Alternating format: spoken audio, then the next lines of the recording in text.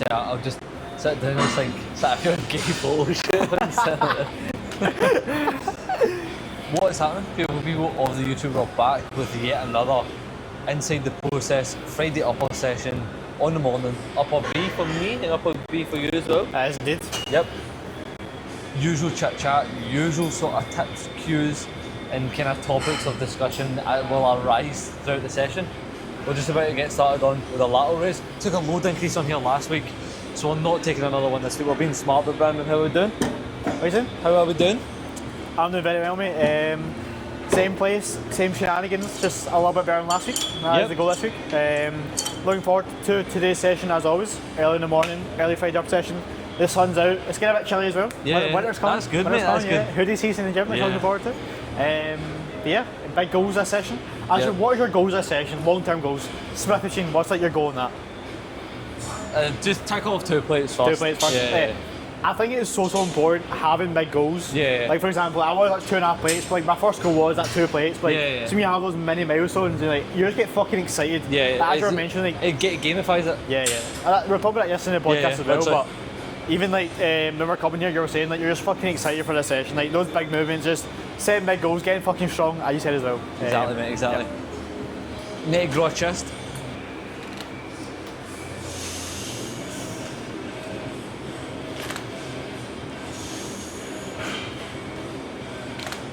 Good.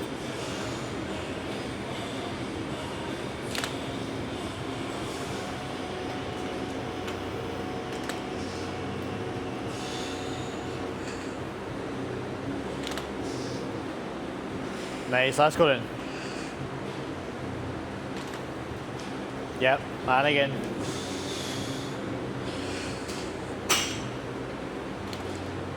Good, all the way. Nice. Nice little +1. Job done. Yep. Are you working like slightly lower reps on lateral raises or? I was at 8 rep there. Usually, that's like moderate, usually I'm like, between 7 and 10. Yeah, I like working like honestly usually like 9+. Yeah. Like I actually really like that. I've actually like just started doing that like across the board. Whereas Yes. like before, like mate, during prep, Yeah, like 5, 6 I reps. never like, go above 8 reps. Mate. Yeah. 'Cause it's just like I was like fuck, I enjoyed it, but now I'm kind of changing. I'm like fuck, I actually enjoy I feeling feel a little there's bit so more. much benefit to do Yeah. it. Like so much benefit. Like it almost just like forces you to really focus on like what you're actually working in Yeah. a sense. Where you Just get to be a caught up little bit more accurate with it, especially when yeah. it comes to say arm work especially or if chest you're, work for myself. especially if you're newer to the process. I think it's so beneficial. Like especially when you don't have that very short internal feel, just gonna develop in that in a sense as well. 100%.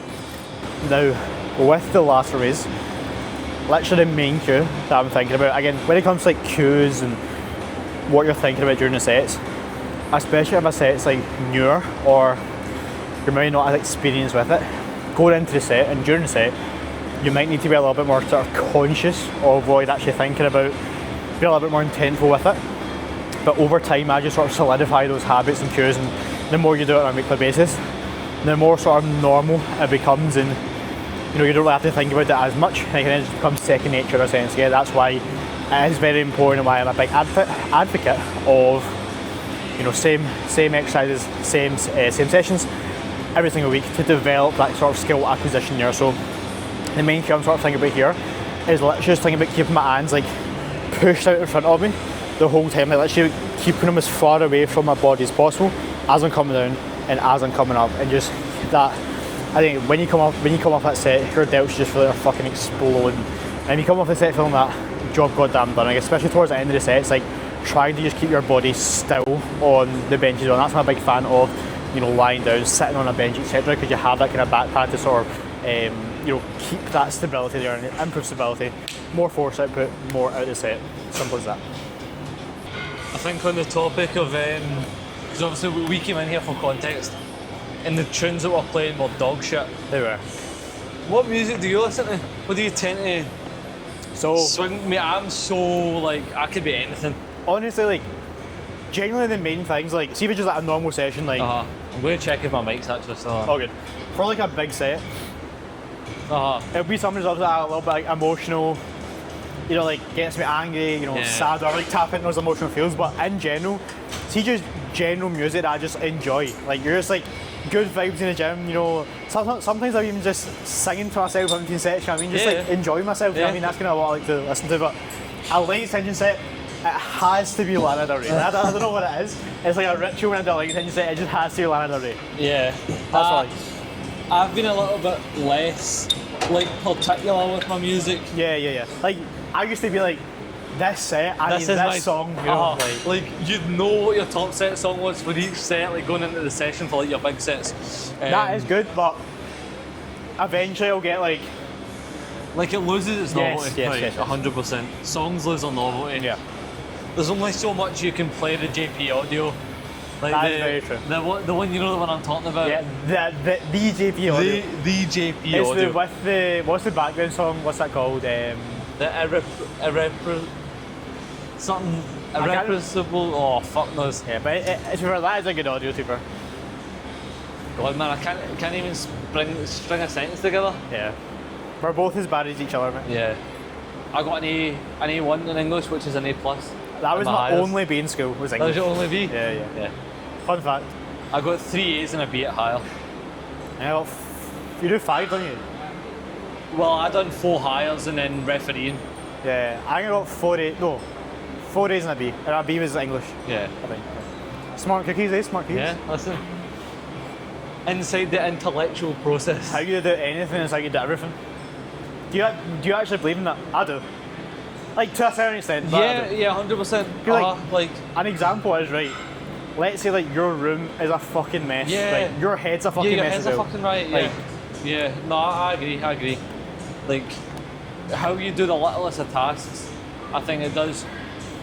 It almost has a compounding effect on how you treat Yeah. other things. I think, like subconsciously, though, I definitely agree. more than consciously.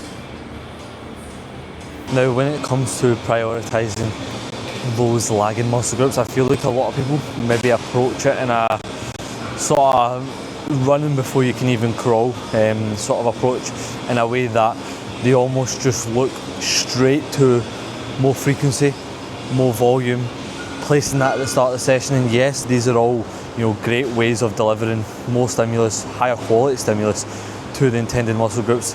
But I do think first and foremost you should actually look at how you're performing X movements for X body parts, because again, that's going to give you much more bang for your buck than sort of tweaking these minute variables. Like the difference between 2 times frequency and 3 times frequency really is not that great.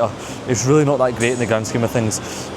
So I just really think you should have your ducks in line when it comes to actually executing a movement to a high standard for these intended muscle groups before you start, as I say, tweaking these little variables.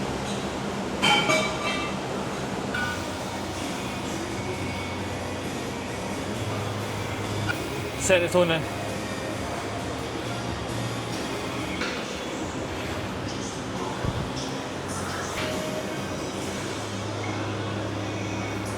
Do you know what I've been listening to mid-set now? Minecraft music. Actually. Yeah. On my like crash yesterday, because it's so calm. It's like nostalgic. Yeah. It's like, mate, it just ticks the Reminds you fucking of good boxes. times, innit? Yep, exactly, mate. Ticks the boxes.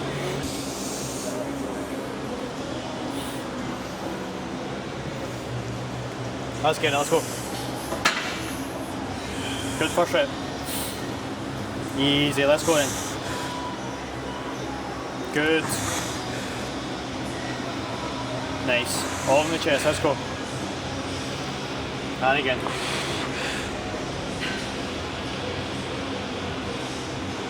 Lovely. Beautiful. I want to one more, man.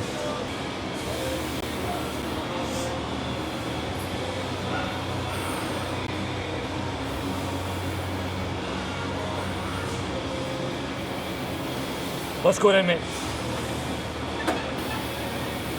Good first. Good, you're flying. Yep. Good. Good. And again. Yep. And again. Drive. One more then. Let's go. Everything you've got. Yep. That's it, stick it. Shoes. Good. Oh yeah.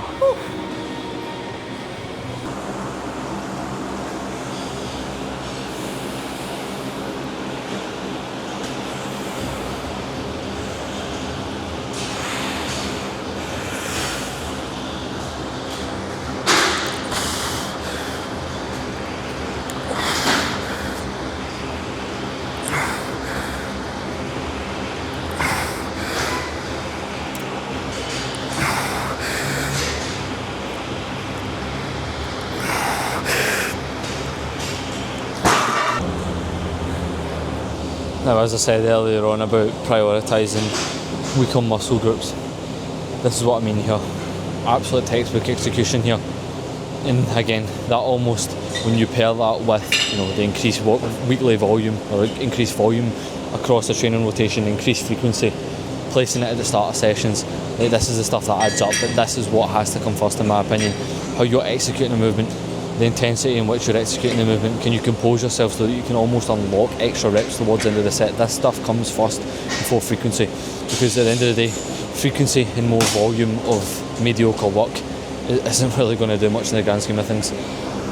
So I was telling me this morning, I check in, like, we kind of talked about it yesterday, but actually a quote that I said that I thought was pretty cool was, judge yourself by the process, not the outcome. Exactly. Is that cool, bro? Is that cool? Yeah, exactly, because the process is the outcome. Yes. At the end of the day, because if you are process oriented, you are doing everything in your ability to make the most progress possible. Yeah. Therefore, the results, whatever that may be, are guaranteed. Not like the results isn't fucking placings at a show, because you can't control that at the end of the day. yeah, exactly. But it's just maximising your progress and being the best possible version of yourself, and that's why I'm so out the gates with any clients. Like, I always say to them, literally in that first check-in, Yeah.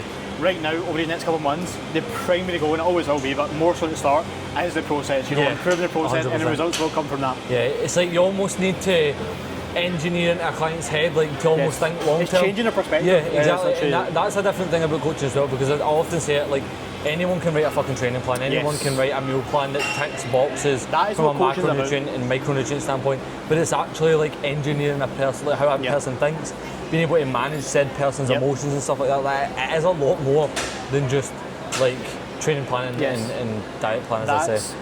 the more and more sort of higher athletes competitive aspirations. That's like the main focus Yeah, in exactly. the coaching, Because you don't need to tell people, oh mate, like, stick to your meal plan this Yes. week, because They the just do meal it. plan, They just do it. it's fine tuning these little details that ultimately across weeks, months and years make the bigger differences. it's more so managing the head of the athlete. That's kind of what I've more so realised these past probably year of coaching, I would Yeah. say, with having athletes on stage, is just managing the head, especially when things go wrong, etc. It's not throwing the toys at the pram, etc. Being level headed. I think that's 100%. one of the key attributes if you want to be a really good coach, is staying composed when shit goes wrong. Yeah. And making sure your athlete knows that fucking hell, it's not the end of the world, mate. Yeah, You know what I mean? exactly. And I think it's a fine balance between, because obviously you will get people who will make a mistake, and then some people will be like almost kind of scared to pull them up. Yeah. You need to, again, we're not there to get people into trouble in a way, but we are there to remind you of your goals, making Yes. sure that your actions are obviously reflective of the goals, and just educating people. Like recently, I had a client maybe eat a little bit too much, and he just realised, he was like, fuck, I don't want to feel like this ever again. I said, look mate, this is a learning point. Yeah. You've done it early on in the coaching process. It's behind you now. You know how that makes you feel. Now you know how to then approach off-plan, your off-plan situations from there. And he's took it on his stride, and he's bettered himself for it, and that's all you can ask for. Because everybody makes mistakes. I was going to say that the reality is you're going to make mistakes, and however extreme or small that may be, it's going to happen. But Exactly. the athletes that make the most progress and make progress month and year after year is the ones who learn from every single one of the mistakes Exactly. and make sure that it doesn't fucking happen. And I actually say this every time that happens, this is simply just a lesson learned, and making sure that they know that so they don't make it again. Uh-huh. Because you see it again, they make a mistake and they just keep making it. Yeah. They don't take steps forward because of that, and realise that you get out what you put into this process. Yeah. And that's why this process is so rewarding, because you fucking put 100% in, you get 100% back. You Yeah, put exactly. 50% in, you get 50% Yeah. back. You know what I mean? 100%, mate. Absolutely There you spot go. on.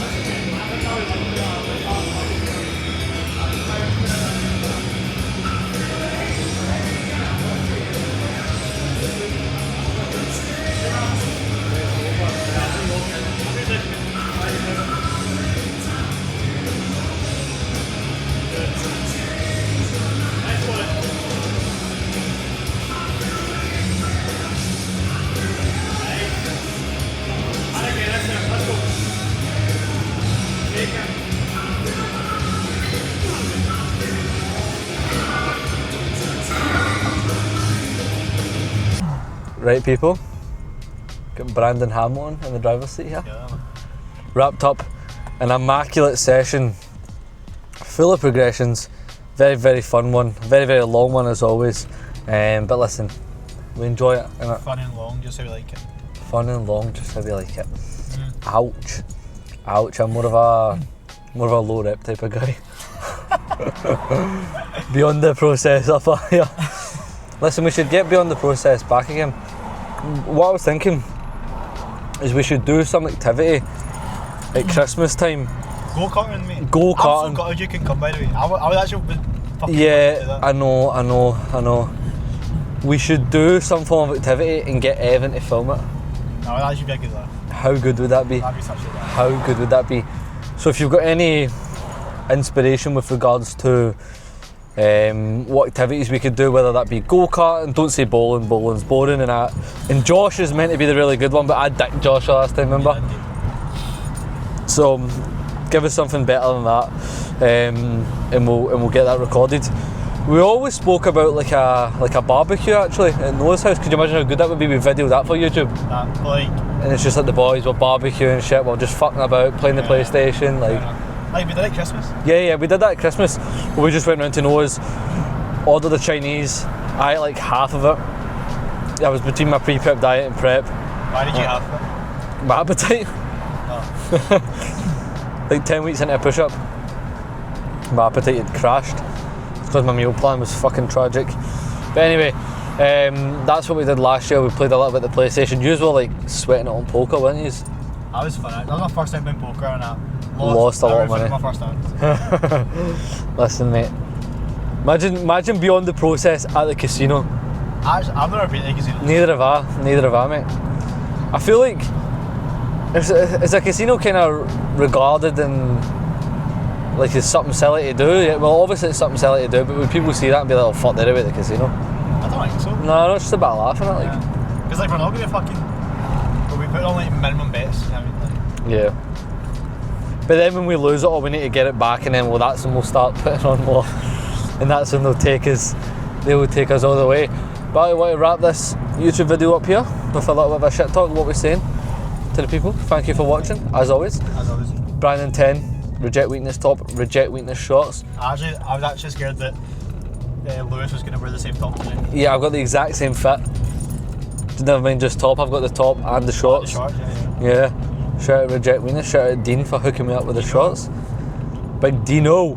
And if you are interested in online coaching, the link will be in both of our channel bios. Am I right in saying that? Yes, certainly. Or you can go to Instagram. Any questions of the sorts, fire them across. We are open books here. Subscribe. Big thumbs up. Helps push the video out there to people like yourselves. Share on your story. Share to your family WhatsApp group chat. We'll see you in the next one. Goodbye. Peace.